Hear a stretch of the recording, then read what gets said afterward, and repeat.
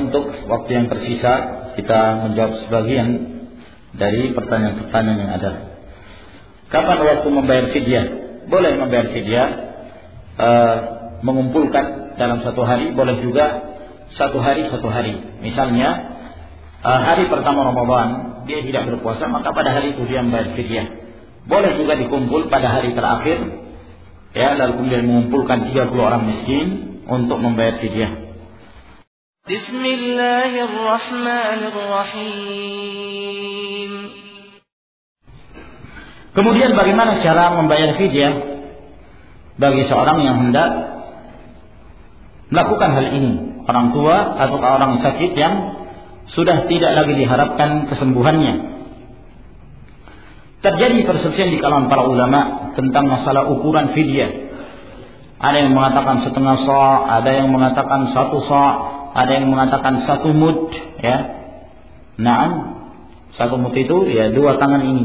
Nah, namun barakallahu fikum, pendapat yang sahih dalam masalah ini adalah kembali kepada uruf, kembali kepada kebiasaan masing-masing daerah. Apa yang menjadi kebiasaan mereka yang disebut dengan ta'am, dengan makanan, ya, berbeda-beda antara suatu keadaan dengan keadaan yang ada di daerah yang lainnya. Dan Allah Subhanahu wa taala yang menyebutkan secara mutlak, fidyatun ta'amun miskin. Membayar fidyah yaitu memberi makan kepada orang miskin. Maka yang mana saja yang disebut ta'am, memberi makan kepada orang miskin, yaitu sesuatu yang ketika dia makan dia kenyang. Nah, maka itu sudah cukup. Apakah sedikit atau banyak? Sedikit atau banyak?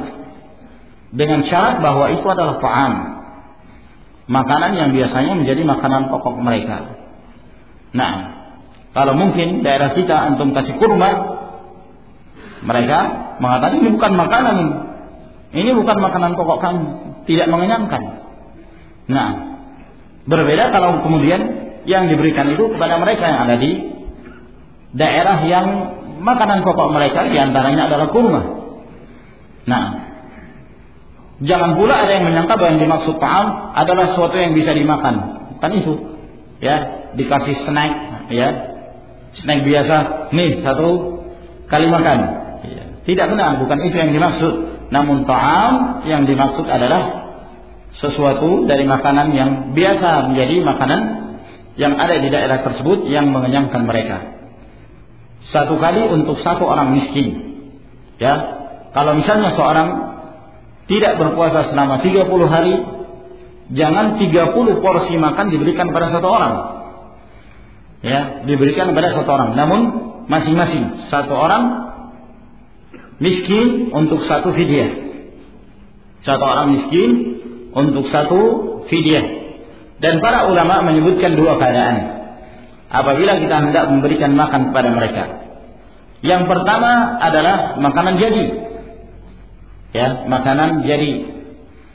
Nah, misalnya kita buat makanan, nah, bikin apa misalnya, nasi kuning, ya, dikasih jangan cuma nasi saja, dikasih ya tentunya tambahan yang biasanya dimakan, ikan atau telur, ya, atau yang semisalnya, potongan ayam dan yang semisalnya.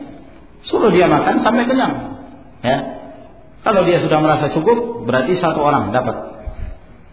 Nah, kalau 30 hari dia tidak berpuasa, boleh dalam 1 kali kita mengundang 30 orang, ya, datang seluruhnya makan di rumah.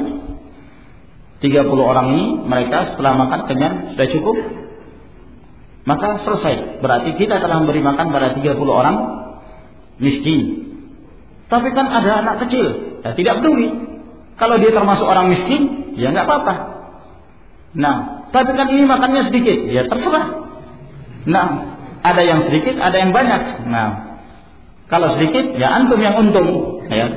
Kalau banyak, ya tanggung resiko karena itu adalah fidyah. Nah, atau dengan cara yang kedua, memberikan makanan yang belum jadi, ya, misalnya beras, tapi jangan hanya kasih beras saja. Beras biasanya ada temannya apa ikhwan, misalnya ikan kaleng misalnya. Nah, yang biasanya itu adalah makanan kebiasaan manusia yang ada di daerah tersebut, maka itu sudah cukup insyaallah taala. Ini disebutkan oleh Syekh Muhammad bin Shalih Al-Utsaimin rahimahullahu taala. Dan juga Ibnu Hazm rahimahullahu taala menyebutkan dalam kitabnya Al-Muhalla pada jilid 6 halaman 201 sampai 202, ya, bahwa dikembalikan kepada kebiasaan. Apa saja yang dinamakan ta'am yang ada di daerah tersebut, maka itu sudah mencukupi. Dan juga termasuk di antara permasalahan fidyah ini, para ulama menyebutkan bahwa tidak diperbolehkan untuk mempercepat pembayaran fidyah sebelum datangnya Ramadan. Misalnya Ramadan belum datang, lalu orang ini mengatakan, wah pasti saya nggak bisa berpuasa, ya saya sudah lemah. Maka sebelum Ramadan orang-orang sudah dipanggil, ya, untuk disuruh makan orang miskin dengan alasan bahwa ini adalah fidyah. Kata para ulama tidak diperbolehkan, ya, tidak diperbolehkan karena belum ada, ya, untuk dijadikan sebagai pengganti dari fidyah tersebut, pengganti dari puasa, yaitu berupa fidyah. Nah, ini disebutkan oleh Imam An-Nawawi rahimahullah taala dalam kitabnya Al-Majmu' jilid 6 halaman 171.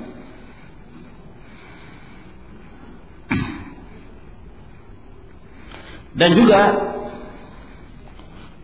kepada orang yang disebutkan tadi, orang yang sakit, yang tidak diharapkan kesembuhannya, sebagaimana kita sebutkan bahwa dia pun membayar fidyah.